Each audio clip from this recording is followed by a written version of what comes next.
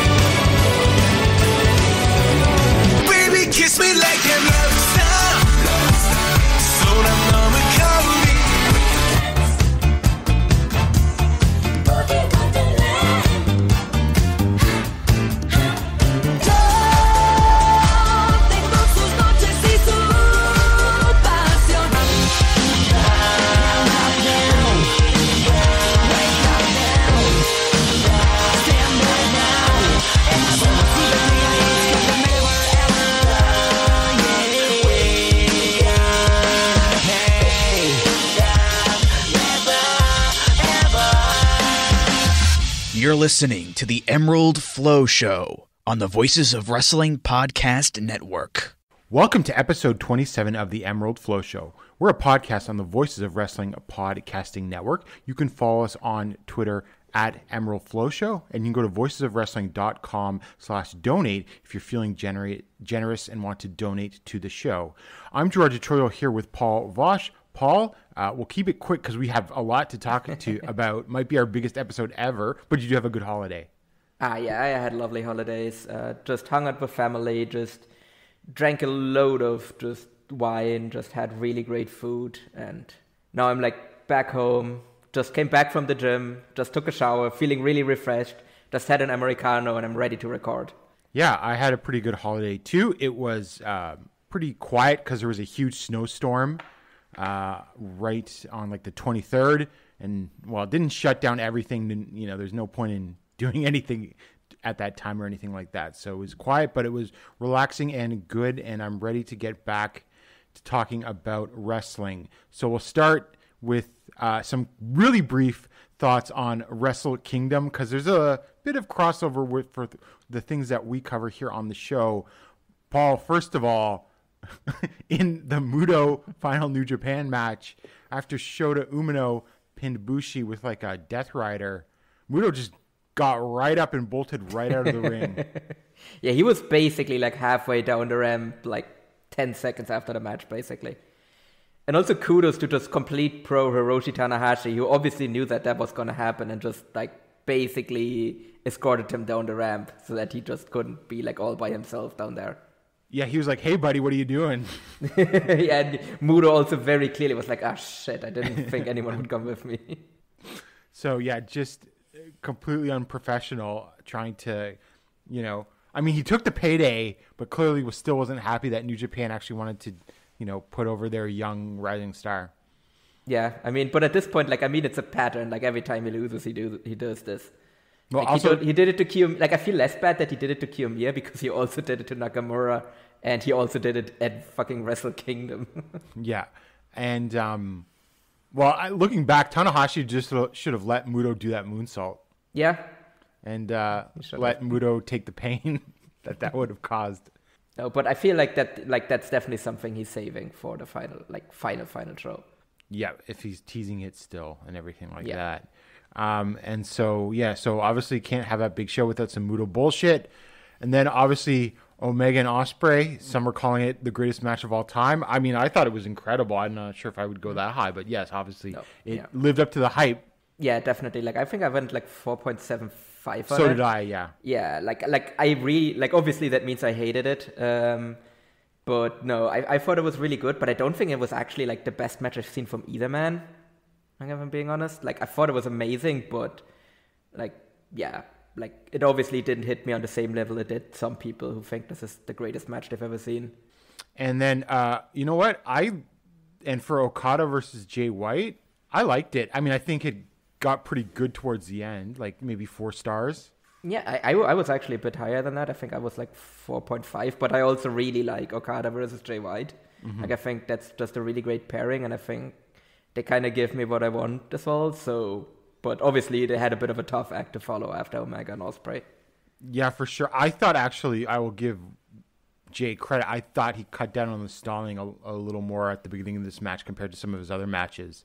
But he was wise to do that because if he had done that, he would have completely lost the crowd. Yeah, no, because he probably just saw like the left of, like he probably saw just Ospreay stumble backstage after the match, just covered in blood, and was like, yeah, okay, I don't think I can do 15 minutes of stalling here. That's not going to work. Yeah. And we got some big announcements. Paul, actually, sorry, we don't have this in the notes, but do you have any thoughts on Mercedes Moné? Oh, Mercedes Moné, she'll be fine, but that was not a great debut. That was rough. Well, given the number of bad debuts of big stars that New Japan has had, I actually am not particularly concerned about it. No, absolutely not. It's like almost like a tradition. AJ Styles. Who else had a bad debut? Who else had a I actually... I mean, there aren't that many people that commented. I didn't like the Kenny debut either when he came out as the cleaner. Like, that was weird. Even when Jay White returned from Excursion, he was sort of just there. Yeah. No, but I think the ultimate one is still the Okada comes back from Excursion, has that absolutely terrible dog shit match with Yoshihashi at Wrestle Kingdom, and then comes, like, it was considered a joke when he challenged Tanahashi after Wrestle Kingdom. People were laughing. Yeah. And then he beats him. And then now we're like 10, 12 years after that, and he's the biggest star in Japan. So yeah, I think she'll be fine. As long as Mercedes and Kairi have a good match, it'll be fine. Yeah. No, and I think she'll cut better promos and everything as well. Yeah. And I can't remember what match was it where like Chris Charlton was like, we have reports of some confrontation backstage. That was after whatever the LIJ match was, because basically it happened when LIJ gave the post-match press conference. So that would have been the Junior 4-Way? I think so, yeah. I think he actually shot his load early on that one, because I think he actually said that before the confrontation actually happened. Oh, really? Okay. Well, it's not really an angle that they do in New Japan. Yeah. So probably the timing was off. Although I had a big laugh when Gino Gambino was like, "What does Kenny do now?" That would have been very funny, no. But yeah, I mean, then that obviously then led to the announcement that we're going to talk about next. Yeah. So Yokohama Arena Wrestle Kingdom on January 21st is once again a Noah versus New Japan show. All we know is that the LIJ versus Congo feud is back on, and also I'm assuming there's no Muto because technically this was his last match at Wrestle Kingdom in New Japan. Yeah. So, and we also already had the last Muta match in New Japan as well, and the Muta bye-bye show is on the next day, and I don't think Keiji Muto wants, like, this was already the closest I think Muto has gotten from wrestling, like, matches close to each other in, like, quite a while. He looked really rough on the Tokyo Dome compared to the Budokan. Yeah, so I don't think he wants to wrestle, like, back-to-back days, so I would assume I'm very certain he's not going to be on the show. But we're actually going to find out tomorrow, like, probably by the time you're listening, the press conference has already happened, depending on when this goes up. So I figure, but it'll be interesting because I figure like certain people like Kaido will be more protected now. Yeah. I mean, you would hope so, but I mean, when we're going to talk about stuff later, it might be questionable. Yeah, so that's going to that. So we can look forward to that. I don't know. I had mixed feelings about the Wrestle Kingdom 3 third show last year. Thought Noah sort of got a raw deal in a lot of ways. Mm-hmm. So I don't know if that's going to happen again or not. Yeah, we'll see. I mean, it is a New Japan show. Like, it is kind of labeled as a New Japan Noah joint show, but it is, at the end of the day, a Noah show. Like, just the way the Noah Dragon Gate shows were actually Noah shows. Yes. So, it very much kind of depends how much New Japan is willing to give Noah rather than the other way around. Well, I would say technically both companies are sort of ahead where they were a year ago, I would say overall. Oh, yeah, definitely.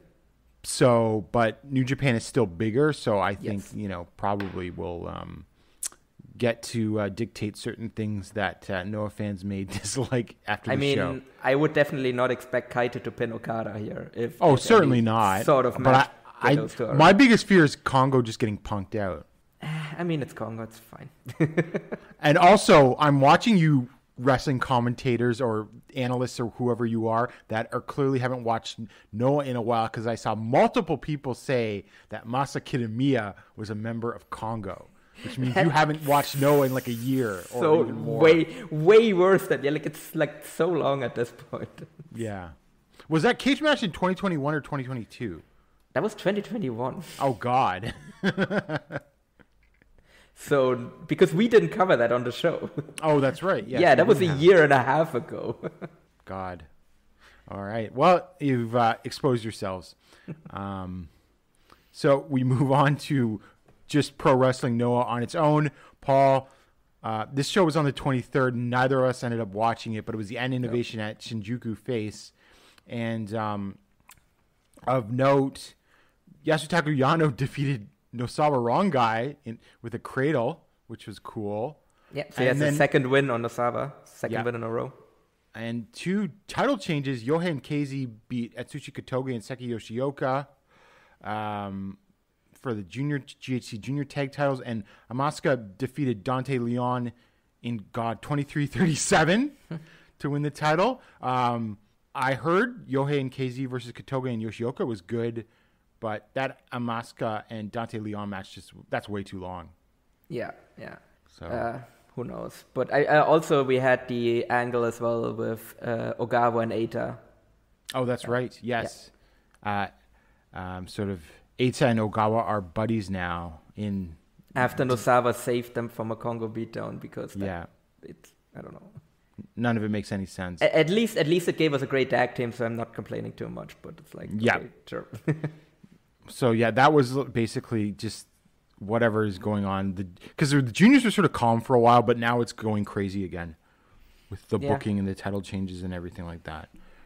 Although I sympathize with getting the title off of Dante Leon as soon as possible. No, that's definitely. And you didn't want to necessarily do that at Budokan even either. No. He's not a. He was on the Budokan show. He's definitely not someone that should have a title match at Budokan. No. So we move on to Noah the New Year on January 1st at the Nippon Budokan in front of 9,500 fans. And that was labeled a super no vacancy full house, which makes sense because that is a very large set that they use in there. Yeah. So that's got to be seen as a success. Yes, absolutely. Huge success. Now, Paul, I'm not sure how many of these 9,500 fans had been to a pro wrestling show in the last 12 months, though. That's definitely a lot of people. 12 months is probably very generous, because there were definitely people that haven't been to a wrestling show in a long time. Okay, so even before the pandemic, they hadn't been to a wrestling show in a while, I think. Yeah, that's because that definitely feels like people that haven't been to because it definitely seems like they weren't even familiar with what the restrictions on cheering are. That's right. But I think they smell the blood in the water that they're coming to an end. Yes. Also? No, definitely, yeah. But they were definitely noticeable that certain people that were way more over than other people, and it generally tended to be the people who made their debut before the 90s were over, let's put it that way. Yes, definitely. So we go into the show. Yasutaka Yano defeated Taishi Ozawa in 4 minutes and 1 second with the Fisherman Suplex hold. A nice little opener. Mm-hmm. Ozawa continues to impress. There's not much more to say about that. No. Yeah. One of the few matches the bot actually got wrong as well. Oh yeah, I should mention that. I actually had a bot preview the Noah show. What was the final tally of the bots? I think the bot actually got most of it correct. He definitely got this one wrong, and then I think he also he also got the junior tag title match wrong as well, and the main event. Not the main event. He got the GHC title match wrong as well, because he said Kano was gonna win. Interesting. Or That's not a bad little hit rate. I think. No. It was really good. And I didn't even like guide it in any way on like what it should predict. I literally just wrote include result. Yeah. And then Masa Kitamiya, Daiki Inaba, and Yoshiki Inamura defeated Mohamed Yone, Akitoshi Saito, and Shuhei Taniguchi in 8:48 when Inamura pinned Yone with the Muso. A Funky Express match, solid for what it was, and Inamura getting a win was to set something up later that we'll talk about. Yep. No, made perfect sense. Yep. And then Ninja Mac, Dante Leon, and Alejandro defeated Shuji Kondo, Tadasuke, and Hiroki in 8 minutes and 11 seconds with the Cazadora con Hilo from Alejandro on Hiroki. It was a nice little match for what it was. I thought Ninja Mac and Alejandro actually worked kind of hard here and were the highlights. Yeah. No, I actually would like to see those two as a team, but I have a feeling we're probably going to get if they're sticking around, I'm probably going to get some sort of Ninja Mac Dante Leon team, but we'll see. Yeah. And next up, M3K, Masaki Mochizuki, Susumu Mochizuki, and Mochizuki Jr. defeated Hio de Dr. Wagner Jr., Atsushi Katoge, and Seki Yoshioka in 10:27s with the Mugen package from Susumu on Yoshioka. This was a lot of fun. And I thought Mochizuki Jr. looked great here. Oh, no. It's just whenever Dragon Gate people go elsewhere, it's just always so apparent, just how insane the working standard in that promotion is. And how good their rookies are as well, because Mochizuki Jr. is still he's a true rookie. He made his debut it's only been a few months, 2022. Yeah, I think he's been wrestling for 6 months basically. It's insane. I hope I don't upset Dragon Gate fans when I say this, but when I see Masaki and Susumu still rocking the old the jackets and the scooters, it definitely has midlife crisis energy on them. Oh, no, that's fully the gimmick. That is absolutely the gimmick they're going for. It's literally also Masaki Mochizuki. His gimmick now is also that he's a helicopter dad. Basically, he is fully in the whole reason M3K exists is a whole nepotism organization to help his son. That's not even hidden. That is the actual gimmick. Okay, well they won a title where Mochizuki where Masaki Mochizuki knocked the guy out with a kick and then threw his kid on top of it to win the triangle gate. Okay, well then, it makes sense then. And then next up, it was not Satoshi Kojima was X because he was already scheduled elsewhere on the card, and so he did not pull double duty, but it was Hiroshi Hase, Kazuyuki Fujita, and Kendo Kashin and Nosawa defeating Masakatsu Funaki, Katsuhiko Nakajima, Manabu Soya, and Hajime Ohara in 16 minutes 36 seconds when Hase pinned Ohara with the Northern Lights suplex. And yeah, we're talking about people who were getting pops that, from before debut, before the 90s even. Well, that was Hase here, who was over as hell. Yeah, it was crazy over. I was surprised how much of a pop he got. And that's when I got the feeling, I know what kind of crowd this is. Yeah, for sure. And now I know how they drew this number. And also that is future GHC champion Hiroshi Hase to you. Yep. So he's been offered a deal, allegedly, apparently. Sounds like it, according to flagshippatreon.com. But he then also had a press conference where he said, I'm going to continue to be a pro wrestler because he got some heat, for... Oh, now, to be fair, he's not the only wrestler and / politician that's wrestling. Also, it's not he hasn't done this before. He had a match not that long ago. His last match was January 2022. Yeah, it's not he doesn't do this every once in a while where he just pops in and just has a match. I mean, he was wrestling when he was a cabinet minister. Yeah. In I have Japanese a feeling government. Now he's just a governor of a small prefecture. Yeah, maybe then. Maybe also this got a bit more play because this was such a major show. Because if you look at his other match, they're all smaller shows generally. Oh, for sure. So they're all Korakuen Hall shows, so they probably don't really get covered all that much in the national media. And now it's a big notable show at Budokan, and he pops up there. Also literally less than a year after taking office as governor of Ishikawa province. Yeah. So that might be the reason why he got a bit more play here. But do you think he's signing the contract though? I think I think in the end he'll probably just end up with a nice per appearance deal. Yeah, I don't think he even does that. Like, I think he could have stayed in wrestling and made a lot more money. Because he's basically been semi-retired since like 1995. Yeah.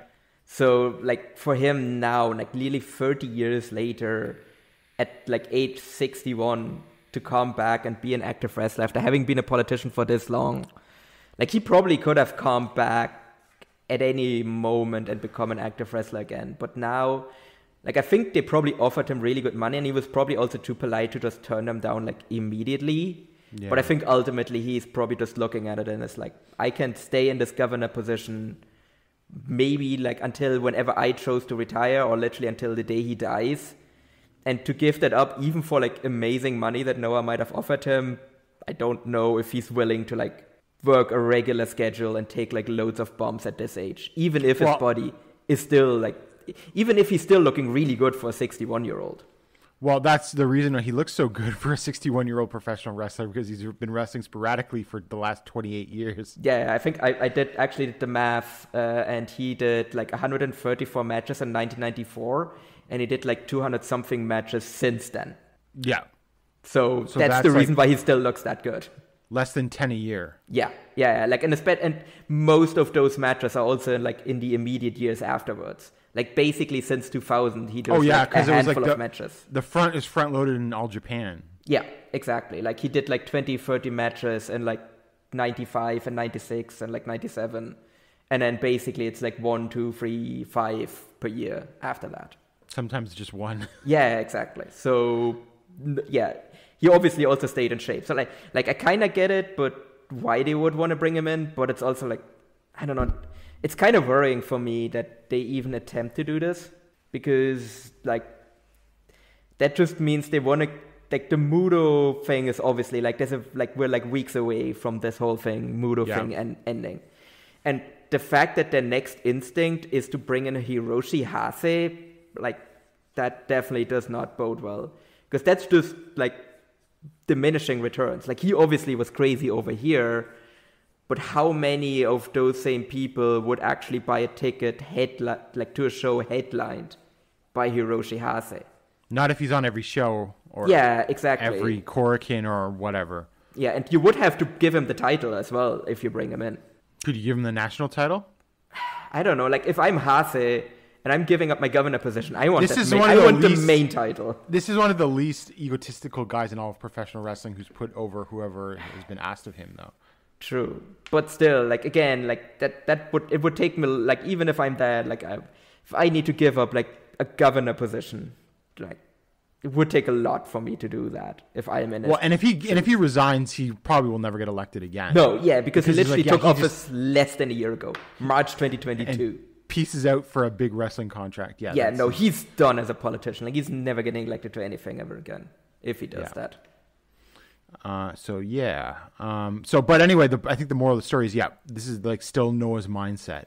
Yeah. And that doesn't bode well to what happens after. Even though I think there's a lot of good things that they've been doing recently, that doesn't bode well for what happens once Mudo's gone. It also doesn't really show a lot of trust in Kaito as well. No.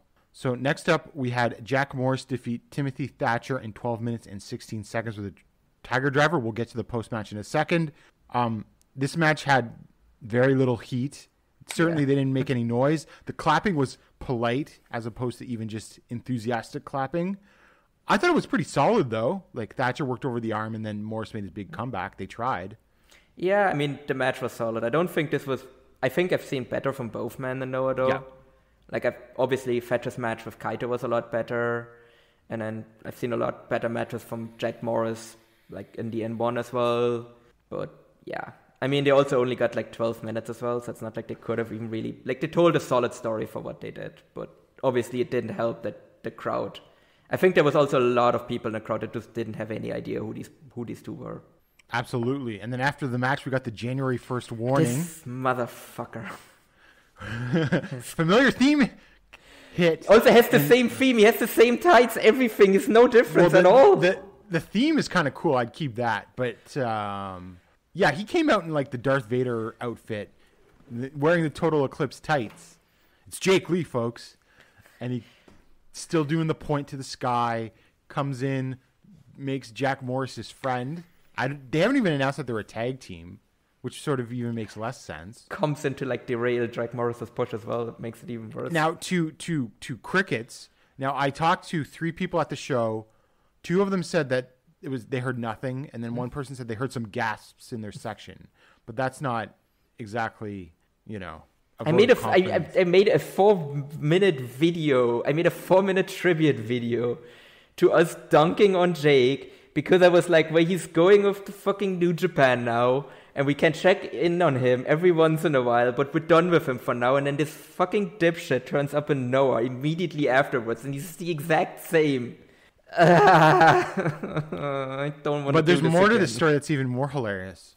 First of all, according to Flagship Patreon story, Jake has a contract offer from Noah but hasn't signed it because he probably still thinks he can get into New Japan. But it doesn't sound like New Japan is particularly interested. And he's going to come out on No Year's Dash any minute now. And I don't care that the show ended 4 hours ago. And also, he says he made cryptic comments like, I'm not going to be in Noah forever. Okay. So this guy thinks he's like, I'd sign the contract if I were Jake. Yeah.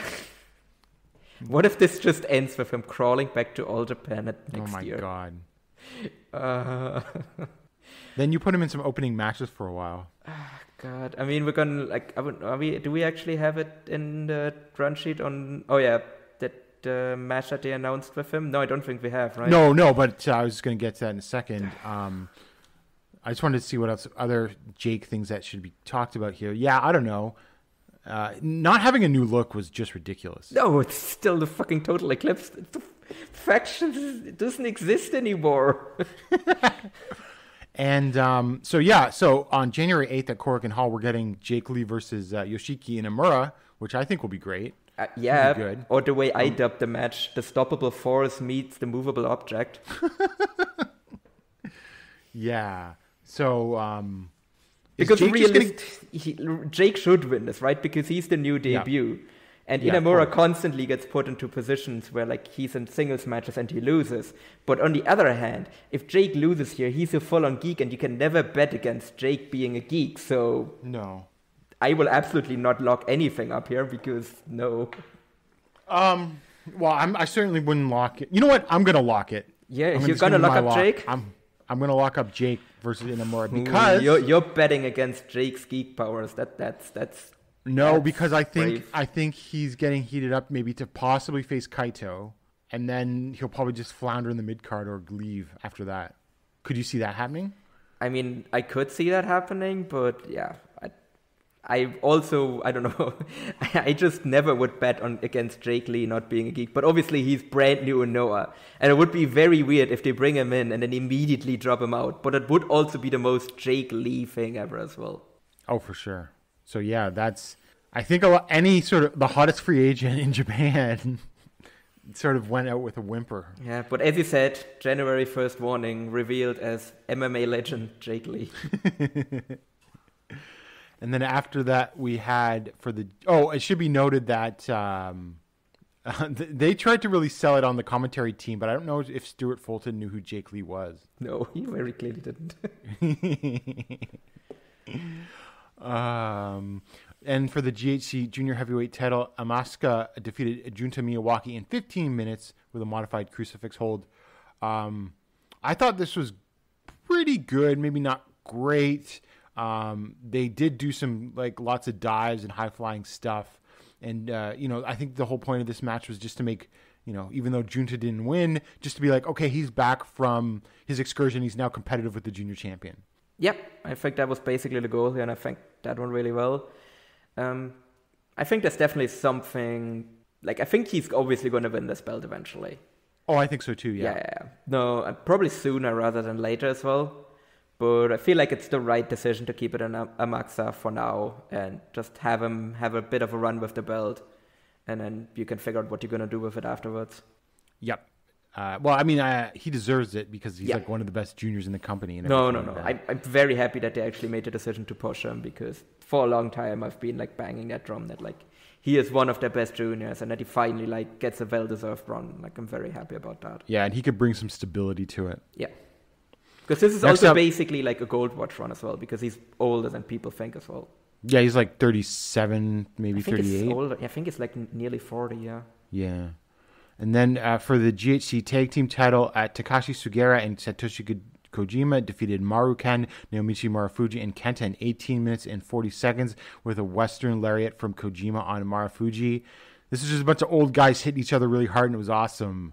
They just took it to each other. Kenta, I can't say Kenta dialed it back to like 2006, but Kenta maybe dialed it back a few years and looked better here than he has recently. Yeah, I'm always really happy. Kenta always seems to like work hard whenever he actually comes back to Noah, which I'm happy about. And yeah, as you said, this was just 4 old men just beating the shit out of each other, and it was great. I think I went 4 stars on it. So the second best match of the show, I thought. Yes, absolutely, second best match on the show. Just a ton of fun, and I also agree with the decision to like keep it on Segura and Kojima as well. Yeah, because unless you get regular dates on Kenta, like. Yeah, Kenta's just a favor because they got Muto for the Wrestle Kingdom. Yeah. So it was just a one-night thing. Yeah, well, I'm sure he'll be back at some point, but not a regular. No. I think he's going to pop in every once in a while for like big shows, as long as Noah and New Japan stay on somewhat friendly terms, which still seems to be the case. I mean, they're doing it as a joint show, so I mean, obviously, at some point, the like relationship is going to break down because Noah's getting too big, basically. So eventually that will end. But for now, it seems like they're still on good terms. Yeah. And then next up for the GC Junior Heavyweight title, Yoshinari Ogawa and Eita defeated Yohei and KZ in 19 minutes and 17 seconds with the Imperial Uno from Eita on Yohei. And then the champions lose their titles in like 9 days. Yep. It was pretty good. Maybe went a couple minutes too long. For some reason, I was sort of expecting this to be better than it was. I mean, I thought the finishing sequence of this was really cool, though. With Eita and Yohei, where Eita just absolutely walloped Yohei with the Imperial Uno for the finish. I thought that was really fun. Otherwise, I also thought this went a little bit too long. And I also would have liked to actually see more of Casey. Like, I don't think he was really, he really did all that much in the match. He's just getting the paycheck in another company, brother. Yeah, that's really what this felt like. I thought Eita actually worked harder than I've actually previously seen him work. And I actually said this in the preview, and I said this on the last episode, that I'm done being excited for Eita matches. And then they go and put him in a tag team with Ogawa. So now I'm still cautious. Now I'm again a little bit cautiously optimistic if this is the kind of Eita match that we're going to get going forward. Well, he's a babyface now, right? Yeah. So, we'll see how long this lasts. And if this is what we're going to get, then I'm happy he's sticking around. And then for the GHC heavyweight title, Kaito Kiyomiya defeated Keno in 19 minutes and 23 seconds with the Shining Wizard. This was about the match of the year for a couple days at least. But it was just an incredible sprint because this is a little shorter than some of their other matches. But they just decided that, they got the semi-main event spot, lost it to Muta. So they were just going to go out there and almost kill each other with some just crazy spots like Keno giving Kiyomiya a Falcon Arrow from the second rope onto the apron and stuff like that. That I actually legitimately screamed when I saw that spot. I just was like, oh my god, Kaito's dead. Just actually it was dead. As crazy as anything you saw in like Ospreay and Omega in terms of bumps. Yeah, I actually gave both of them the same rating. Oh, okay. Yeah, I went 4.5 on this one. I think I liked Ospreay versus Omega a little more, but this is still incredible. This was this better than their match on January 1st last year? I don't think so. I haven't rewatched it, so I was like I liked that match, but I definitely felt they've had better matches before, and I like this match more. Definitely like this match a lot more than I did the one from last year. Yeah, well, it was definitely leaps and bounds better than their last one. Oh, yeah, absolutely. But they were clearly like holding back. Yes, that now in hindsight, it's very clear that that's what was happening, where they were like, and we're just going to do this again at Budokan in a couple of months, so let's not go crazy. Let's just get through this, and then we're going to go all out at Budokan when they clearly did. Now, they definitely did, and now the question is whether or not this gets some eyes on both of them. Hopefully. From people that maybe not too familiar with them. I hope it did. They certainly killed themselves trying to do it. But then obviously Keno's gonna like eat a Destino in like a couple of weeks and get pinned by Naito. That's very possible. And then in the main event, special singles match, WWE superstar Shinsuke Nakamura defeated Great Muta in 18 minutes and 19 seconds with a Kinshasa. This was a spectacle from the beginning, from the entrances, which were both great. Nakamura had that guy with whose name escapes me now, with the electric violin playing out his original WWE theme, because he had that remix one for a while. I don't know if he still uses it, but his original WWE theme is way better than the remix, I think. Yeah. No, there were a lot of people being like, "Oh, I'm sad it's not subconscious." But it's like it never could be subconscious. Like subconscious is owned by New Japan. Well, not only that, but in everything they refer to Nakamura as WWE superstar Shinsuke Nakamura. Yeah. And they had his name in all caps in English, like, you know. Yeah, even in like the official press releases and everything. This is like Hideo Itami when he was in Noah. Yeah, he was for the Marufuji anniversary show. Yeah, exactly. It wasn't Kenta, it was Hideo Itami. So but I mean, I thought. Well, I mean, again, I don't watch WWE, certainly not recently. But this is better than anything I saw Nakamura in, some time. Yeah, maybe except for his NXT run. No, definitely. Like, at least from what I've heard. He was certainly trying. Yeah, he definitely was trying really hard here. And that entrance was just absolutely insane. Like, I think this whole thing was worth it just for, like, the entrance that Nakamura did. And that very much felt reminiscent of his Statue of Liberty entrance that he did when he had the match with Ibushi. I don't remember which Wrestle Kingdom that was. Yes. That is true. And it was also very clear, like, Muta was also crazy over as well. Oh, for sure. And I mean, I thought he looked decent enough. Certainly better than he did a couple days later. Yeah. And the crowd just went full, we don't care about cheering restrictions on this one. No, this is like heat throughout. Yeah. Not even just for the big spots. No. Ooh and ah. Like they literally actually violated even the relaxed restrictions that New Japan is gonna do now. Where it's like, well, don't sing along. Like if you do quick chants, that's fine, but don't sing like full songs, basically. And they just sang along to Nakamura's entrance theme. Yeah, exactly. So, shall we? Do we have to talk about Great Muta's AJ Styles moment afterwards? Great Muta's AJ Styles, where he just rolled out the ring and bailed? No, his comments. Oh, yeah, granddad throws around homophobic slurs. Yeah. He getting himself canceled on the way out. Yeah, great. Thanks, Muta. Which was so fascinating that he was saying them in English, too. Yeah, I don't get would that assume, like, the slurs are the different words in Japanese. So maybe he was trying They have their own slurs? Yeah, I don't... in kayfabe, does Muta speak Japanese? Like, because it was Great Muta, not Muto. Like, does Muta speak Japanese? Right. Like, I don't remember Great Muta giving interviews, but I'm pretty sure in kayfabe, Muta doesn't speak Japanese, but I could be wrong. Yeah, that makes sense, actually. Strange, horrible sense. Yeah. That's still not great, though, that he then immediately goes into homophobic slurs. Oh, my God. Jesus. For like no reason as well, completely unprovoked.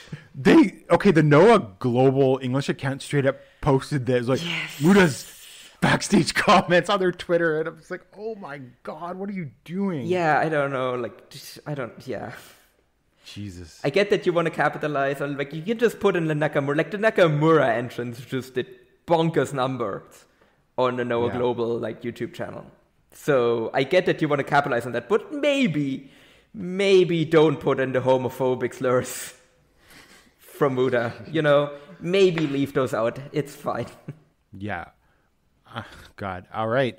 So Noah's got a few shows coming up on Korakuen Hall, doubleheader that features a Congo versus Noah like tournament, and the Inamura versus Jake Lee match. So that's coming up, but the big thing we still don't know is what's going on. Other than the like Darby Allin, Sting, and Great Muta, we don't even know who their partners are on that show, or their opponents, or anyone else. Yeah, I don't know when they're gonna announce that, because we're gonna get the announcement for the Yokohama show tomorrow. Well, did they announce it at Korakuen on the 8th? I think. I guess so. Maybe. But yeah, I mean, we still have like the Shuffle Tag tournament coming up as well. So no, the Shuffle Tag. No, that's Oh, the Shuffle Tag Tournament was New Year's Eve. No. Sorry, there's going to be the Congo Shuffle tournament. Yeah, the Congo versus Noah show. The Congo versus Noah show, and then there's the all like Mystery Vortex show right on the same day as well. So maybe after that. Yeah, I would assume they'd have to do it this weekend. Yeah, because you can't do it at the like Yokohama show because the show is the next day. Oh no! And so we have some breaking news, Paul. Oh, Tajiri has won the Kyushu Pro Championship and has also joined the promotion. And now I understand you've watched this match. Yeah, I actually did watch this match like an hour ago. I also basically already forgot it. It was a wrestling match that happened. It's the best way I can describe it. I don't know. I guess maybe like the most memorable thing that happened was basically Tajiri trying to like do the tarantula and just getting shoved to the outside. But other than that, like it was a perfectly acceptable pro wrestling match. It happened and Tajiri won the title. Now, did you watch Hidemaru Sasaki versus Hikaru Sato in a UWF rules match? No, I heard that was good. Yeah, I only saw the thumbnail of Tajiri with the title and I was like, oh, I'm gonna have to check that one out. But I'm probably gonna go back and check out the Sato match as well. Okay, so that's it for pro wrestling. Noah, I think. Paul, unless you had any other thoughts? Could maybe just briefly talk about the finish of Nakamura versus Muta. Oh, yeah, he sucked the... this has led to the homophobic Gave him comments. a French kiss. To suck out the mist and then misted Muta and give him the Kinshasa, which is a slightly different move than the Bombaye. So he used his WWE finisher. Yeah, I mean, which makes sense. But he also stole that from Will Ospreay versus Bushi. Yeah, but it was still a really cool finish, though. Yeah, no, it was good. I mean, I liked the match. It went like 3.5. Yeah, no. It was a spectacle. It was a complete spectacle. Like, it was exactly what it needed to be.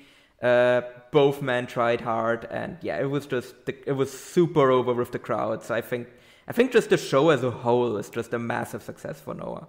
Oh, for sure. And I thought, the undercard, some of the choices they did were good and smart. Yeah. I just hope they can keep the momentum up and not do something stupid like offering Hiroshi Hase lots of money. Yeah, so hopefully, like Noah can, like, and we've seen that from multiple people saying as well that they are going to give Noah a shot to like watch them regularly going forward. Yeah, well, because I think no old guy's going to win any titles at least for a couple of months. Why are you going around and jinxing that? Not until after Muto retires, at least. True. Yeah, I don't think Kaito's losing that belt before the end, like before the Muto retirement show. No, he's not. Hopefully, they finally get that Jack Morris match, though. No, because now he's in a tag team with Jake. Oh right, yeah. Yeah, exactly. That's why I'm saying he comes in and he derails Jack. Like first thing he does is derails Jack Morris's push. All right, so we move on to All Japan Pro Wrestling, and we start with the show on Christmas Day, December 25th at Korakuen Hall in front of 1,296 fans, which was a pretty good number, although I think that was helped by some of the outside talent on this show. And it was also broadcast live on Gaora, I think, or on Hulu in Japan. So we actually got match graphics. Yeah. With people's names and ages and weights and stuff like that. And not just and we still got the beautiful PowerPoint match cards though at the beginning of the show. Yes, we did though. The budget was only increased slightly. Yeah. So open the show, special singles match, Kaz Hayashi defeated Rising Hayato in 7 minutes and 1 second with the final cut. I thought it was solid for what it was. It was a little too short, but good opener. Okay, so basically with that, we had Hayato, coming in and doing all of his flashy stuff. And then, Hayashi made the experienced veteran comeback and then got the win. So I think it was a good opener. I guess you could say it was a little surprising that Hayashi did win. Maybe you'd want to get Hayato a big win over an established veteran. But ultimately, as we'd see a little later, things would change, and it sort of made sense in context and everything like that. So it was ultimately a good opener. And then next up, in a special 8-man tag team match, we had Taru Jun Saito, Rei Saito, and Toshizo defeated Ryuki Honda, Yusuke Kodama, Masao Hanabata, and Minoru Tanaka in 8 minutes and 32 seconds with a Cobra Clutch Slam from Jun on Hanabata. I thought that this was decent for what it was. I mean, it's a multi-man Voodoo Murders match, but I thought there was some decent action. I thought Honda tried well when he was in there, looking good. I thought Minoru Tanaka was a little fired up, as we will talk about going to the match. But, you know, it was standard fare, but not too offensive by Voodoo standards. Voodoo Murder standards, I should say. Yeah. No. This was an acceptable Voodoo Murderers match. And maybe one of their last matches together as well? Question mark. But I'm excited. And then next up, a special singles match in Naoya Nomura defeated Yoshitatsu in 1 minute and 47 seconds with the spear into the jackknife hold. He beat that nerd quick, Paul. Yeah, and you successfully picked your lock correctly, as did I. Yes. I really thought that was a lock. And I guess they're still doing the Nomura like getting quick wins gimmick, which I like. Mm-hmm. And Yoshitatsu was a perfect guy to have that happen to. Yeah.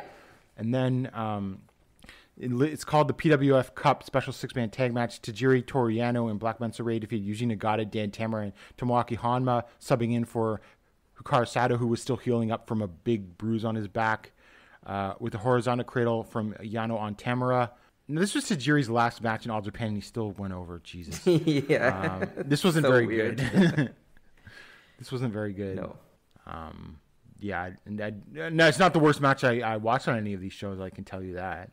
No, But, it's such a weird decision that like the Tajiri team goes over here when like he could take the pin or Black Mensa-Ray could take the pin, but instead it's Dan. Like I don't get that one either. Yeah. And then in a special six-man tag match, Yuto Nakashima, Ryohei Oiwa, and Kosei Fujita defeated Hokuto Omori, Ryo Inoue, and Yuma Anzai in 10 minutes and 11 seconds with a crab hold from Fujita on Inoue. This wasn't as good as that match from October 2nd, which was like the New Japan versus All Japan Young Guys matches plus Kento and Nagata. But this was still pretty darn good. And they sort of, just elbowed and slapped the shit out of each other. And it's definitely a much watch. If you like that match on October 2nd, you should watch this match. And after the match, they're clearly building to an Anzai versus Nakashima singles match. Yeah. No, I'm excited for that one as well. Also interesting that Fujita is the one that got the win here because he actually joined TMDK at New Year Dash today. So I wasn't. Well, he seems to be the one that they're highest on. Yeah, exactly. And they're high on Oiwa because they gave Oiwa the Oleg Bolton match. Yeah. But it seems like maybe they're willing to sacrifice Nakashima to Anzai. Yeah, which why not? And also, like obviously, the fact that Inoue was the one that took the pin here and not Anzai. Yeah, of course. Like obviously we talk about it before, but like it's so obvious that he's just getting so much more protected than any other young boy is. Yeah, definitely. But yeah, definitely check this out if you like that first match from October.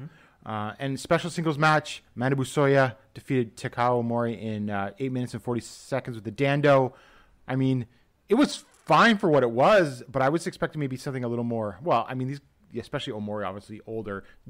Epic is not the word, but like put more into this match to tell a story because they had a whole video package before this match started talking about how, this is Get Wild tag team partners coming into conflict.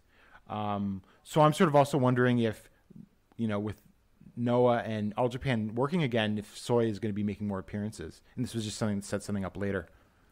Might be, but yeah, as you said as well, like after the video package, I was actually kind of hyped for this match. And then it was just a regular wrestling match where they didn't even really do anything special or did any callbacks or anything like that. Yeah, but maybe with Soya winning, maybe he's coming back a bit more regularly and we'll see what comes out of that. I could see Soya in the Champion Carnival, actually. Yeah, he would be a good fella in there. Yeah. And next up, I'm excited to talk about this one. Suwama, Mayumi Ozaki, and Maya Yukini defeated Shuji Ishikawa, Chihiro Hashimoto, and Yu in 18 minutes and 4 seconds when Suwama used a backdrop hold on Ishikawa. Paul, I went 4.5 stars on this match. Okay. I put it at number 10 on my match of the year list. This was so much fun.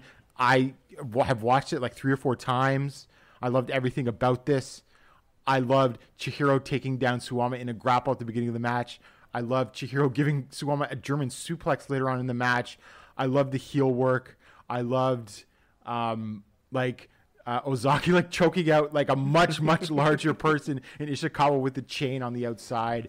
And credit to them both. They sold for the women, especially Suwama. He sold for both Yu and Hashimoto. And if you notice after the match, when they're doing like the match posing for the photographers, he grabs Ozaki and tells her to stand in the middle when they're doing the photo ops and everything like that. I don't have much to say nice about Suwama a lot of the time these days, but he clearly respects women's wrestling. Yeah, I mean, I think that's a good sign. That's obvious from the fact that he wants to do his own promotion there as well. Well, yeah, but I mean, he showed it here Yeah. because obviously Evolution hasn't launched yet. The women are still training and everything like that. But I would say that's a good sign given sort of the respect he showed here to the women. Yeah. No. I don't think I'm as high as you on this match, but I thought this was a ton of fun. Like, it's always very obvious when wrestlers are working and they're having fun, and everyone here was just having a shit ton of fun as well. At one point, like when Ishikawa was getting whipped, he started laughing, but he tried not to. Yeah. Who knows? Maybe he's into that. Well, of course, right?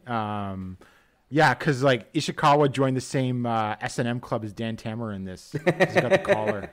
Maybe that's why. Well, I mean, they're both known for hanging around with Suwama, so maybe we can do some conclusions to Suwama there as well. Yes, definitely. But I mean, I love this so much, and just like I want the feud between Chihiro and Suwama to continue. I mean, where do you blow that off? Like blow that I don't off know. at, like, She beat Shinya Aoka. She beat Shinya Aoki in DDT. Huh? On Nevermind, right? So she's already been pinning men and everything like that. Like, do you do a singles match, or is it just like you can't have Suwama lose to her, so it's no point because she's going to lose anyway? I mean, Suwama would probably be willing to lose to her, I guess. Maybe in a tag. I don't know, but I just feel like could you do like a 20-minute time limit? Could you? I don't know, or another tag match? Yeah. I don't know. I want it to continue. Apropos Shinya Aoki, I think we kind of forgot to mention that he was at Noah Budokan as well, wearing a really shitty mask, a really shitty Mudo mask. Oh, was that Shinya Aoki? I'm pretty sure it was. That would make sense. He would be hanging around with the shooters. Yeah. Because he came out and they were teasing him as X. Yeah, and then he this just guy in that mask, and then disappeared. Kase came out. Yeah. But they never revealed who was under this mask. That made that whole thing even better, but I'm pretty sure that was him. That makes sense. But yeah, I mean, I wanted to talk about this. I just love the match. No, it was so much fun. Yeah.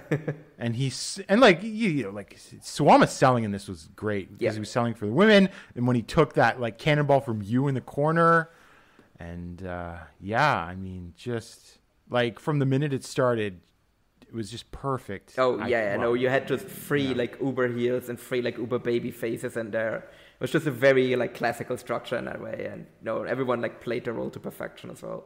Yeah, and I mean it had things like I don't necessarily like in wrestling a ton, like cheating, because they just had like Ozaki had her chain, Yukiya had her whip, and they were just using it liberally, not even bother trying to distract the ref. There's a lot of crowd brawling or brawling around the ring, but it just somehow all worked and came together. Oh yeah, no, if it works, it works really well. It's just that a lot of wrestlers don't really know how to do it properly. Yeah. Well, I mean, like that's the whole like Oz Academy gimmick. Yeah. So if anyone's going to be able to pull it off, it's going to be like Ozaki and Yukiya. Yeah. So that was to me the highlight and far and away the best match of the show. Oh no, for sure, it was the best match on the show. Although the next one was pretty good as well. Yeah, it was. In the main event, All Japan Pro Wrestling 50th Anniversary Final Special 8-man Tag Match, Kento Miyahara, Atsuki Aoyagi, Taichi, and Yoshinobu Kanemaru versus Jake Lee, Yuma Aoyagi, Sanada, and Bushi went to a time limit draw of 30 minutes. I thought this actually started off pretty slow, and it was just all the guys doing their character work. But the last few minutes were really great. Mm-hmm. But we got 2 time limit draws in the main event on back-to-back All Japan shows because apparently they don't want to pin Jake Lee on his way out. Yeah, no, because... Now, I think they should have pinned him on the previous show. Yes, yeah. More so than this one. Yeah. But now it's back-to-back time limit draws. Paul, is Rossi Ogawa booking All Japan now? I mean, apparently so. I mean, we've got really good women's wrestling and time limit draws, so that's clearly both staples of Rossi Ogawa. Yes. So yeah, I mean, obviously it was like another emotional thing. It was a nice tribute to see all of these guys back who made their careers in All Japan once, and who knows? I think some of them might be popping in again. I mean, there was the rumor. I mean, that was part of the Patreon post as well that Bushi might be coming back to All Japan. I don't need Bushi back in All Japan. Not really. He's just a waste of He'd just be a waste of money. Yeah, no. Putting him over Atsuki doesn't mean anything when you have. Well, we'll get to it, but like there are more important junior stars in the company's history that Atsuki can beat. Yeah, and Bushi isn't really worth a whole lot without the rest of LIJ. I would bring in Kanemaru, who's older than Bushi, back. Oh, absolutely. Bring back Bushi. Absolutely. So yeah, hopefully Bushi is not returning. I mean, I don't have a problem with him popping up once in a while, but I do not want him full time in All Japan or anything like that. As a tribute act, yeah, that's great, but he's not a draw without LIJ. His whole value is that he's a member of a really popular faction, and because he's the guy who eats the pins. Yeah. So we move on to January 2nd at Korakuen Hall in front of 1,055 fans. That's down from the Christmas Day show, but that's still good. Over 1,000 is good these days for Korakuen, and Korakuen is good for All Japan, and it was way up from last year. So it was, I think, but it's also trying to look at last time they drew this bad, excluding pandemic years. The last time they drew this badly was back in 2015, I think, when they had a show that drew less than this. So, yeah, I don't know. Well, they had one Korakuen Hall in 2019 that drew 917. Yeah. Oh, you know what the main event of that show was? Well, something involving Jake. Do you know what the main event was? What? Something involving Jake? No, it was Zeus versus Ryuji Sai in a number one contenders match for the Triple Crown. I erased that from my mind. Yeah, that was terrible. So first off, we had Ryuki Honda, Yusuke Kodama, and Masao Hanabata, Gungnir of Anarchy. They defeated Dan Tamura, Ryo Inoue, and Yuma Anzai in 7 minutes and 20 seconds with the final event from Honda on Inoue. Fun opener. Yep. Once again, just, these guys could go a couple more minutes, but it was perfectly good opener for what it was. Mm-hmm. Gotta heat up Honda for his match against Nomura. Yep. And then next up, we had Takao Omori, Rising Hayato, and Kaz Hayashi defeated Yoshitatsu, Black Mensoure, and Mitsuya Nagai in 9:05 when Hayashi used the final cut on Mensoure, again heating Hayashi up for something. Paul, I'll say this match exceeded my low expectations. Oh, definitely, yeah. Because Nagai also seems to be motivated, which we found out I was going to say later. I wrote a review on Voice of Wrestling, and I said Nagai looks better now than he did back in Noah in 2018, 2019 in Hooligans. Yeah, no. He definitely I don't know. It also seems like All Japan wants to do something with him, so that might be the reason as well. Yeah. So yeah, simple just to get Hayashi over, but completely inoffensive. Next up. Minoru Suzuki and Naruki Doi defeated Shuji Ishikawa and Hokuto Omori in 11 minutes and 19 seconds with a Gotch-style prior driver on Suzuki versus Omori. I thought this was a lot of fun. This was really about I thought it was about reigniting the Omori and Suzuki feud, but that would take a very interesting direction after the end of the match. But the match was a lot of fun, I thought. Yeah, no, the match was pretty good as well. I really like this Minoru Suzuki Naruki Doi team, and I'm very happy that we're actually going to get more of them as well.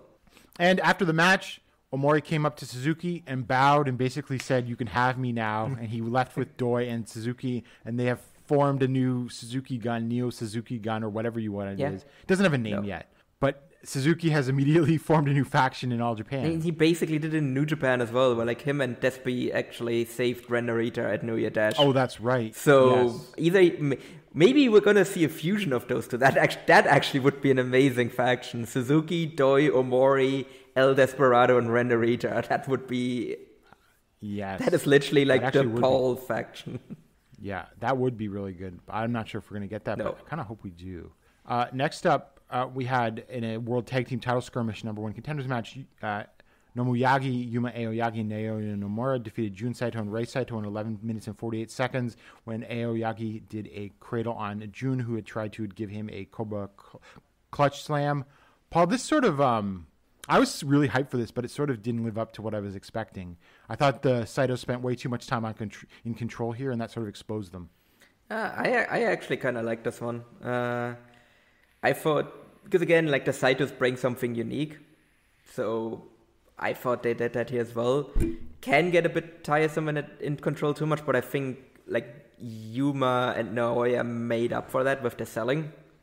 So Yuma definitely. Yeah, like Yuma kind of sold his ass off, and that really helped the match. I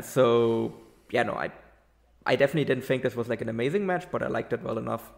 Yeah, I think ideally, if you want to maximize, I think I kind of understand what they were going for telling the story here, but I think to maximize overall quality, it should have been more back and forth. Yeah, but again, like I don't think the Saitos are really like if Yuma and Naoya are more of a team that excel more with this type of story rather than going like a straight back and forth. And I think the Saitos are also like I think the Saitos can go back and forth when they're facing someone like Ishikawa and Cyrus. Yeah, that makes sense. And then so next up for the PWF World Junior Heavyweight title, Atsuki Aoyagi defeated Hikaru Sato in 15 minutes and 10 seconds with a 5-word splash. I thought it started off a little slow, but it really caught me by the end. I thought Sato was going to submit Atsuki. I really did when I was watching this. I watched it live and everything. And I thought it was really compelling in the end. And I thought it told a great story because Atsuki finally beat Sato after numerous meetings in the past. And, Sato puts the belt on him and sort of says, you're the junior ace now, kid. Yeah. No, I think love that they also kind of played back to some of the stuff that they've done in the past, like the recent match that they had in the Junior Battle of Glory, where Sato tapped out Aoyagi like just before the match ended, which we talked about on the last show. I like that they actually played back to that, and yeah, I thought that actually, as you said, it really helped the match as well because you really felt that Sato could actually do it, and then Atsuki just manages to just do a quick comeback and then hit the splash for the win. And I thought that worked really well. Mm-hmm. And then after the match, Kaz Hayashi came to challenge. Mm-hmm. As we've seen, he's been picking up wins, and it's going to be the battle of the old ace versus the new one. Yeah, I thought that's going to be a ton of fun as well. So do you think Kaz is going to win, or are they keeping it on Atsuki? No, because you completely derail any momentum by just having the old ace that's like almost 50 coming and winning the title. Yeah. Not that they wouldn't do that. That's the thing, all Japan we're talking about. But I feel like, okay, you've already given Kaz 2 wins over these 2 shows, and there's another like 6-man tag coming up that he's going to be in before they have the title match. So yeah, I think does Kaz even want to have the title? I mean, he loses a lot in Great as well, so I'm pretty confident Atsuki's going to beat him. No, yeah, probably yes, but again, I can't rule it out that they're going to do a story where Kaz becomes kind of a mountain that Atsuki needs to overcome. I think if you were going to do establishing, I would use Naruki Doi if that instead of Kaz Hayashi. No, I would probably put Doi in there or maybe as well. Yeah. And then next up for the World Tag Team Championship, Kento Miyahara and Takuya Nomura defeated Suwama and Kono in 17-27 with the sleeper hold from Nomura on Kono.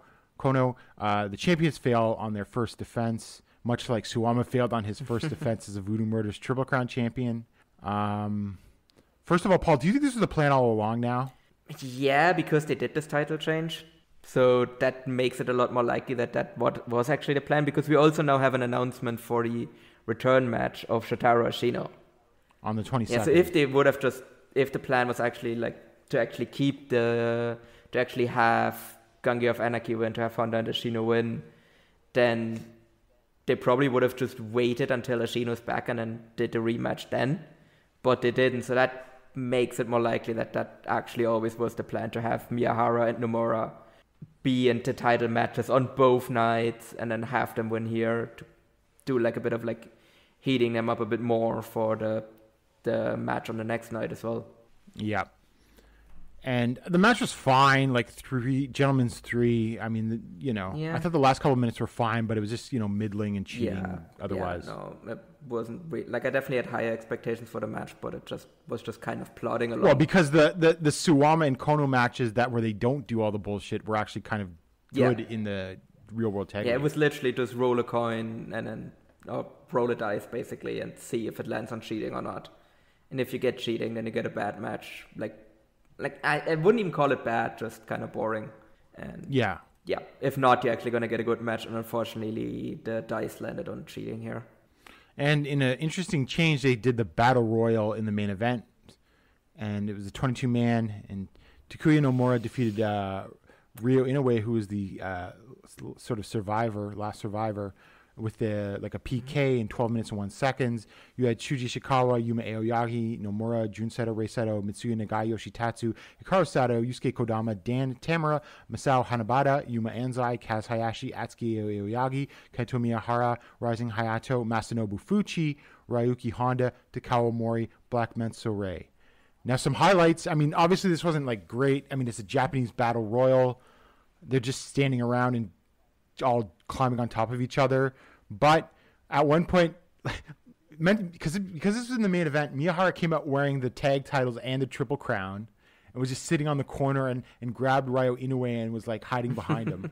But later on, Masanobu Fuchi pins Miyahara with the inside small package cradle. Well, of course, everyone jumps on to keep that happen while wearing the belts, but I thought that was a lot of fun. Yeah, when is Fuji getting his Triple Crown shot? When is Gianni Valletta getting his Triple Crown shot? When is Izanagi getting his Well, Triple I Crown mean, shot? Gianni Valletta never because Tajiri is gone. So Yes, and not Izanagi either, but that was fun. And I thought the last couple of minutes between Ryo Inoue and Nomura was actually pretty good because they were just kicking the shit out of each other. yeah, no, I think Inoue is coming along really nicely. Like I'm really excited what they're gonna do with him. Yeah, so that's that show. So we move on to the third, which drew 1,041. Paul, it's really weird that the second day drew less than the first. Yeah. Because it's usually the opposite, because day 2 has the Triple Crown. I don't know if I have any theories. Nomura is not a draw, or it's just saturation of all the other shows going on. I think maybe it's because the Kyushu show actually happened on the same day. So clearly people would rather watch Tajiri than watch Kento Miyahara. Right. Well, it should also be noted that this also did more fans than last year, too. I mean, it might just be, again, like kind of the fact that, like, I mean, not to blame it on the economy, but it's kind of shit everywhere. So it might be a thing where people could only afford, like, I mean, but then again, if you can only afford tickets to one of the shows, if you can only afford tickets to one of the shows, I would probably go to the Triple Crown rather than the tag title one. So it is still weird that it drew more, but who knows but the thing is the thing with the economy is that all the shows drew more than last year. Yeah, but they drew worse compared to like non-pandemic years, and I think of course. Well, these are still clap crowds technically, and so to open up, we had Hikaru Sato and Dan Tamura defeating Rising Hayato and Ryo Inoue in 8 minutes and 7 seconds with a Death Valley bomb from Tamura on Inoue. This is a lot of fun. Just great opener. Like these 4 guys. Inoue looked awesome here, I thought. Yeah, no, Inoue, like he also sold his ass off, but like his offense looks really, really nice. Like he really is becoming like a mini Kawada now. Yeah. Next up, Black Mensaure and Mitsuya Nagai defeated Yusuke Kodama and Masao Hanabata in 6 minutes and 8 seconds with a stretch plum from Nagai on Hanabata. Again, perfectly acceptable, but maybe they are doing something with Nagai, because I would have, you could have had Mensaure lose here to, a former All-Asia Tag Team Champion team. And also like the fact that he also he confronted like Masao before the match as well. Like that's when I really noticed, like the guy looks motivated. Like what's happening here? I haven't seen him like this. Like ever. Years. Yeah, definitely. But So that seems like they're doing something there. Next up, we had Naoya Nomura defeating Ryuki Honda in 6 minutes and 49 seconds with a spear into a jackknife hold. Paul, it's scandalous that this went less than 7 minutes, because this was turning into something fucking awesome, and then bam, it was just over. I hope they run this back in a Champion Carnival and give them a proper match. Yes, I still went 3 3/4 stars because I thought it was too damn good. But they could easily have. They could do a 4-star match in like 12 minutes. I think. Yeah. No, this was already really, really good as a sprint. So I really, really hope that they notice that and give them a proper match. Yeah, just awesome. And well, they're giving this was obviously one of Nomura's quicker wins, but we forgot to mention this. They didn't announce any new signings at the beginning of January 2nd. I had my fingers crossed for my beautiful boy Naoya, but it didn't happen. No, I would assume he had an offer on the table. I'm very certain he did, but to be on all honesty, there would be I don't think there was anyone else worth signing other than him. Like maybe I would consider signing Kumadoi, but it's clear that All Japan doesn't really think all that much of them. Well, Doi is a Tajiri guy. Yeah. So that might be one of the reasons as well. And now they're also bringing in like a few more expensive freelancers like Doi and Suzuki. Yep. So I'm sure that's also like a thing where they're like, well, when the more expensive freelancers come in, Kumadori get the shaft first. yeah, I mean, they're not on the show. They were not on the previous show. I would maybe consider signing Hana Abada. No, I don't think you need to. Yeah.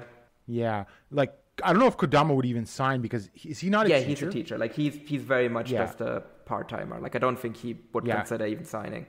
So if Nomura doesn't want to sign, then there's really no one else on this roster right now that I would want to give that kind of like contract money to, basically. Yeah, definitely. And then Suwama, Jun Saito, and Rei Saito defeated Yoshitatsu, Yuji Nagata, and Yuma Anzai in 8 minutes and 14 seconds with a referee stop when, Yoshitatsu was in the sleeper from Suwama. But we had it's not technically a full breakup angle, but they came to blows. Suwama and the Saitos came to blows because Taru tried to throw the powder, but it ended up hitting Suwama and everything. We also missed the whole angle that happened before it with Onita. Oh, yes. Onita came out. And then, they're going to do an electric current death match on February 4th. Yeah, it's Onita and Yoshitatsu. Is it, though? Because they haven't formally announced Yoshitatsu was there, like, because that's how this whole match happened, because they basically did a Heyman thing where Voodoo Murderers comes out to attack Yoshitatsu, and then Nagata and Anzai make the save, and then that turns into a match. Yeah. Should be noted that Onita got no pop. Nope. I know it was a clap crowd, but you would think someone like Onita would have gotten some more noise than Onita is just the ultimate example of just diminishing returns. Yeah. He Like, if you just compare him to, like, the mid-90s to now, like, just other people from that time have managed to sustain their pops, and Onita just hasn't. Like, it's just not anything now. He's not a draw at all. Like, if you go and you look at some of the shows that he's worked, like, there's no evidence that he's any sort of draw now. And this has been like this for a few years now. Yeah.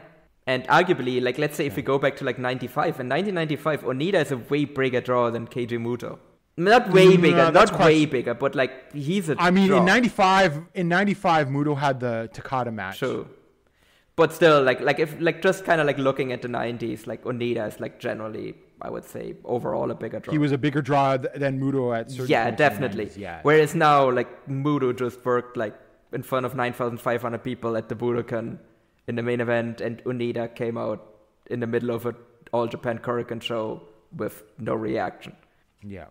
So I don't need it, but I think that show on the 4th is a sold show.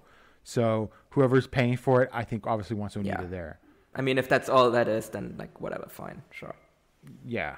Because it's their responsibility to fill it up, not All Japan. Exactly. Like, if All Japan just gets their money and they don't have to pay Onita a cent, that's whatever. But we'll talk about another match on that show, though, in a bit. For the All-Asia Tag Team titles, Nosawa Rongai and Kendo Kashin defeated Takao Omori and Masao Inoue in 14:59 with a small package hold from Nosawa on Omori. My God. The champions fail in their first defense. Paul, I'm dead. This was just a horrible match. I actually wrote you when I watched this, like, does this ever end? And it just didn't. Because it went way too long. It's still going now. My God. Yeah. Just awful. And Kashin was absolutely useless. Yeah. And Nosawa's, I don't know how long they're going to have these titles, but Nosawa's going to be around for a bit longer. Yeah, but I mean, he's also like, I don't know. It's the All Asia titles, so, like, as long as this whole thing gets, like, quarantined to the All Asia Tag title division, then I'm fine with it. Because those titles just alternate between, like, being undercard work rate titles and whatever this is. Yeah. Just awful. Please just skip the match.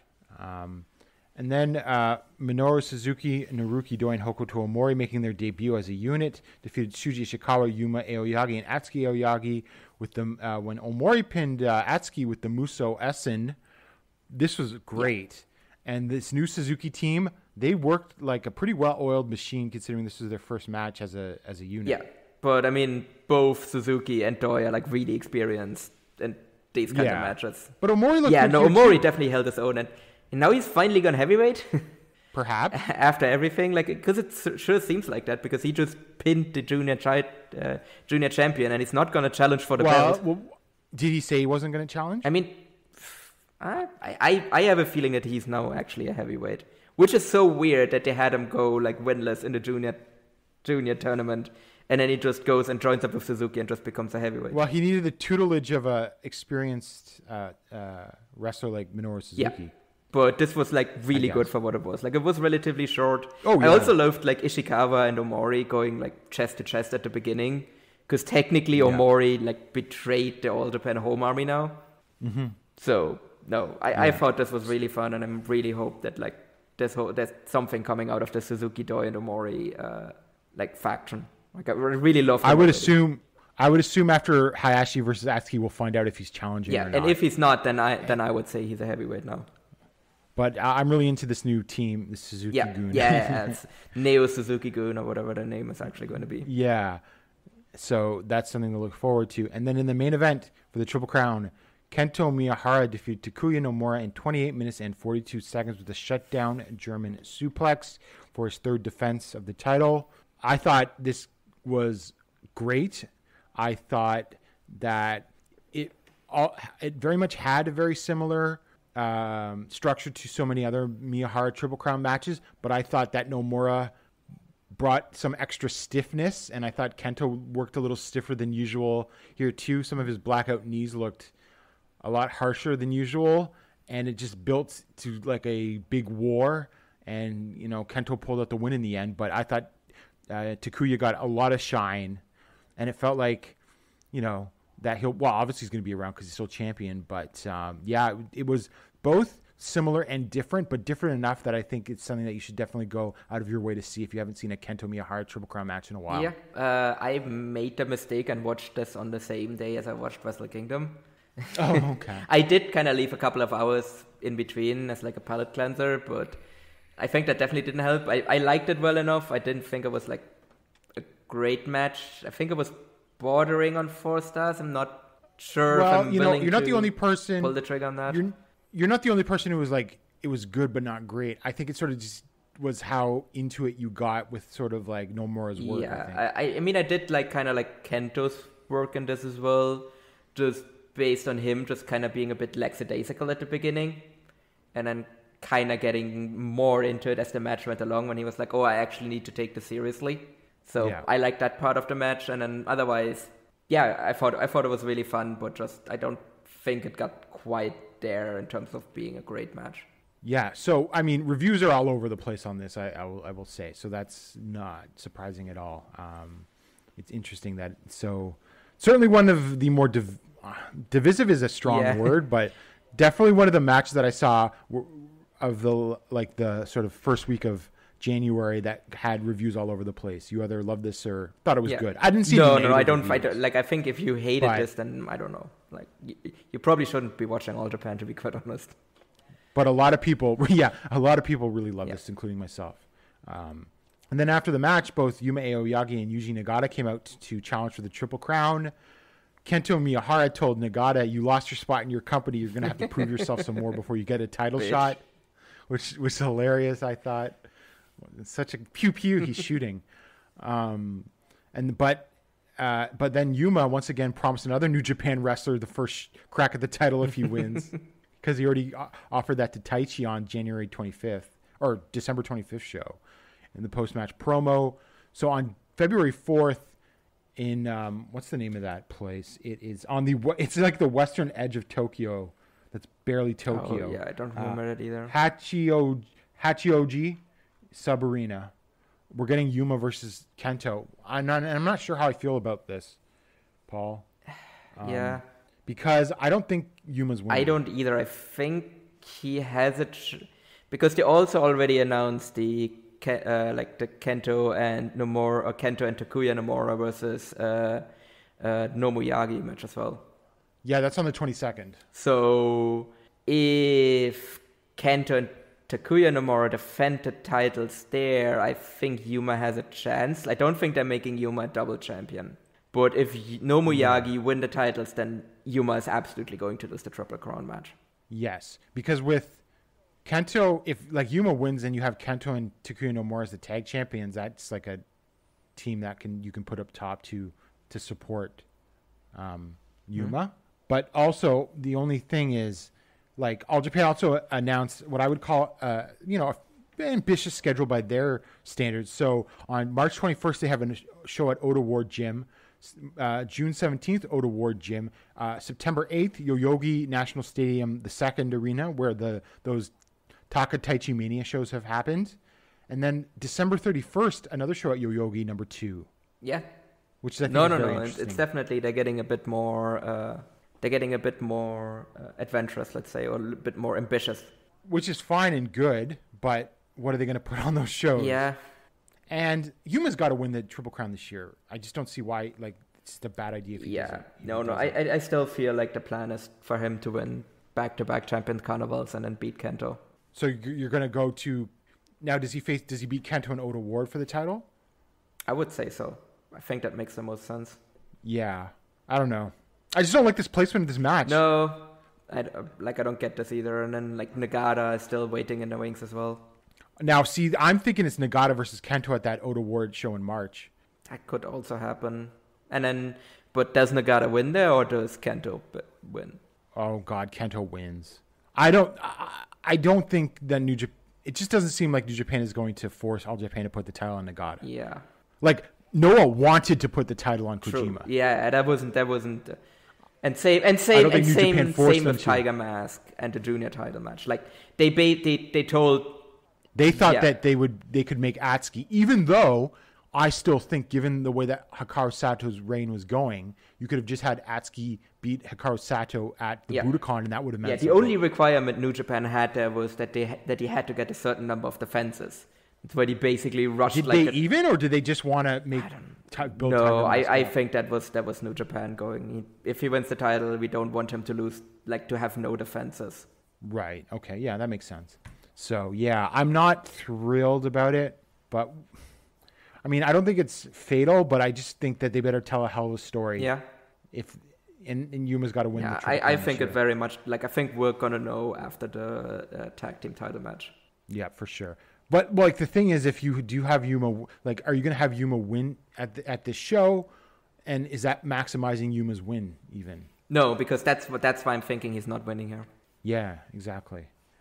All right, so just a couple of more All Japan notes. So yeah, on January 22nd, it's Atsuki Aoyagi versus Kaz Hayashi, and Kento and Takuya versus Yuma and Naoya for the World Tag Team titles. And Toshizo versus Minoru Tanaka for the Gaori TV title. Mm-hmm. And then, also I see Naruki Doi and Hokuto Omori versus Yuma Anzai and Ryo Inoue. Yeah, that could be really very fun as well. And a Shotaro Ashino return match. Thankfully, his shoulder injury is not one of those long-term things. Shotaro Ashino, Ryuki Honda, and Masao Hanabata versus Yuji Nagata, Hikaru Sato, and Dan Tamura. Again, pretty good. Shuji Ishikawa, Takao Omori, Yoshitatsu, and Ren Ayabe finally returning to All Japan versus Suwama, Kono, Jun Saito, and Rei Saito. So we're probably getting like a breakup angle there for Voodoo Murderers. I would hope so. It's time to pull the plug. And I think whoever's in charge now wants to pull the plug. Yeah. I mean, you can keep the Saitos as heels with Taru as the manager. I would honestly, I'd keep Taru as their manager. I'm not going to Kono can go, I don't know, do Kono things, but... Yeah, he can go back to Vamos Star. Yeah, exactly. And then Suwama can like form a team with Anzai or something. Yeah, for sure. I think that Nagata's not going to be around forever, so I really think you do have to form the Suwama and Anzai tag team at some point. And then Oji Shiba returns for a few shows. I'm just looking at some things worth talking about. January 11th at the in Yokohama at the Hodogaya Public Hall. Paul, Black Menso Ray versus Black Tiger. And it's going to be the shit Black Tiger as well. Yeah. He was so bad. Why would you bring him back months later? For no reason. I know. I would hope Black Menso Ray wins that. Hopefully, yeah. But why do you bring Tiger back if you don't give him a win? Like, I don't know. It's just very odd. Yeah. Oh, yeah. Also, real quick, I'm also going to lock up Nomoyagi winning the titles as well on the 22nd. Yeah. I'm not going to lock that up, but I think that's going to happen. And I think, they'll be great tag team They made champions. way too much of a big deal of them reuniting for them to just lose. Yeah. And then the main event of that show on the 11th is Kento Miyahara, Rising Hayato, and Kaz Hayashi versus Yuma Aoyagi, Atsuki Aoyagi, and Naoya Nomura, where I figure that Hayashi's probably going to pin Atsuki. Yeah. Oh, actually, yeah, we're probably not going to get a Voodoo Murderers breakup on the previous show because Savama's still teaming with the Saitos here. No, I just said the 11th. I went out of order. Oh, sorry. Yeah, okay. So that's January 22nd, gotcha. And then this is January 11th. And then January 15th at 2AW Square, which is too good a card for 2AW Square, if you ask me. I would say the highlights here are Kento Miyahara, Rising Hayato, and Kotaro Suzuki versus Yuma Aoyagi, Atsuki Aoyagi, and Naoya Nomura. Yeah. Dan Tamura versus Naruki Doi. Yeah, that should be really, really fun as well. Like, I'm looking forward to this one to watch. Here's one to watch. Hokuto Omori versus Hikaru Sato. I think that one, again, is like a very much like... I think Hokuto is winning that one. Well, I think Hokuto winning will tell us a lot about... and the way he wins as well. Yeah, for sure. They don't really seem like a cheating faction. They seem like a kicking ass, but in a heelish way faction. Oh, yeah. No, for me, it's more like how quickly he wins. Oh, for sure, yeah. And then on the 26th, no card at the Gunma Green Dome Maebashi, but you've got a bunch of outsiders. You got Naoya Nomura, Kotaro Suzuki, Yutaka Yoshie, Mazada. Haven't seen him in a while. Andy Wu, Ryoji Sai, boo. Why? Yeah. Kumadoi. I thought we were done with him. Well, yeah, but I think this is a one-off. Because this is probably also a sold show. Ryoji Sai, Kumadoi, and Fuma. So that is it. I would say overall, Paul, I thought these shows were a little lackluster from the match quality standpoint, apart from the junior title match and the Triple Crown and the Nomura versus Honda. Yeah, I don't think there was really anything that you need to go out of your way to watch as well. Like, I like the Triple Crown, but like I don't think it's like appointment viewing. Like, you need to go and watch this. Yeah, I guess it will come down to whose opinion do you trust more, mine or Paul's. Yeah. Basically, so the choice is up to you. It depends. It depends. Like, I mean, if you like your wrestling opinions, generally align with kicking more. The shit out of people, you probably should watch it. I would say. Yeah. But if you're not like really into Takuya Nomura, I would say I guess you probably could skip it then. That's probably the easiest way to go. Yeah. I do like mostly what they've been setting up and who they've been there's some weird Triple Crown. But the Triple Crown, I don't know. That's my biggest red flag right now. Yeah. Like, I don't know really what the plan here is, or if they even have a plan. Yep, for sure. Well, they should, because you should definitely have a plan for your top championship. You should, yeah. But there's always the difference between should and especially with this company. So, Paul, any final thoughts about anything related to all? Oh, I forgot to say, Yuma Aoyagi won the Shuffle Tag Team Tournament on New Year's Eve, teaming with Yuki Ueno and Daichi Hashimoto. So that's a nice little accomplishment for him. I haven't watched that show yet, though. No, me neither. But that sounds really fun. Like, I probably should go and at least watch the finals, probably. Yeah. And so any final thoughts on Noah or All Japan? I think it's going to be really interesting. Like, I think we're going to know a lot more about Noah's like future. Like right now it looks really good, I would say, but I feel like we're going to know a lot more when we actually know what the card is for the Muta show and the New Japan show. Yeah. So right now I think Noah should definitely feel very good of what they've done at the Budokan show, and it's just going to be... We'll see if this is sustainable. Well, we'll see if New Japan geek them out. Yeah. Because it's just such strange timing. You have this momentum, but then you're going to deal with New Japan, who drive a hard bargain. Yeah. So. And then immediately after you have, and the fact that we still don't have any match for the Muda show at all. Yeah. So that's that. All right. Yeah, I don't have any final thoughts. I'm generally cautiously optimistic about the direction of both companies, with the sort of caveats that we covered. So, and we did it in an hour and a half, which is sort of surprising. Oh, damn. Yeah. Wow. I was expecting like a long thing, but really, I mean, I think Wrestle Kingdom, because of how successful and good it was, sort of sucked all the air out of the room. Yeah. And Jake, goddamn Jake. Well, Jake, yeah, well, because I wanted to sit here and talk about, like, oh my God, did you see when Jake jumped Tetsuya Naito and formed that new faction? No, he comes out and does a weird angle with Jack Morris. Oh my god! And how? Yeah. Not making another video. I wish I had the confidence of Jake Lee, because he leaves All Japan, has a contract offer on the table, but he's like, no, I still clearly want to end up in New Japan, even though there's now zero evidence that New Japan want him. They've ever been interested. Maybe Hiroshi Tanahashi likes him, but there's no evidence that the office does. Love that Tsubama was just shooting, and like Tajiri told Jake Lee to go to New Japan. But also in hindsight... Yeah, maybe Tsubama's correct. No, yes, because you know what he said? He said Tajiri told Jake Lee to go to New Japan, not Yujin Nagata, who was also in the promotion at the same time, told Jake Lee to go to New Japan. Who's the guy that runs that dojo. Also whispering things in Yuma Anzai's ears. Yes, exactly. So... I don't know if I'm Jake and like the guy that runs the dojo is there and he doesn't tell me to go to New Japan, but this other dude who doesn't have any connection to the promotion tells me to do it. Who should I believe? Exactly. Such an idiot. Yeah, and well, also not signing a Noah contract, given that one probably exists for him, is also a dumb idea. Yeah. Because there's only... Yeah, it'll be so funny if he's back in All Japan by like June. There is only so much that they're going to... Well, I don't know. Unless you're a 50-year-old shooter, there's only so much that Noah's going to do with you if you don't have a contract with them. I mean, he is a shooter. He had an MMA career. It was very brief. It's better than Ken Okashin's MMA career. Ken Okashin had a big win. Yeah, he had a big one. But it's... I also could have won that fight. But I think, he should just sign the contract and just see what happens, because he's not getting into New Japan. Now, he probably thinks he can somehow reinvent himself in Noah, and then New Japan will come calling. Yeah, well, he certainly didn't do that for his debut. So, I have a feeling like we're going to be having more these Jake bitch sessions very soon. And I really thought we were done with it, but no, I think it's only going to get worse. Oh, people were dunking on us in the Voice of Wrestling Discord because Jake showed up in Noah, and we're like, you're going to have to deal with him some more.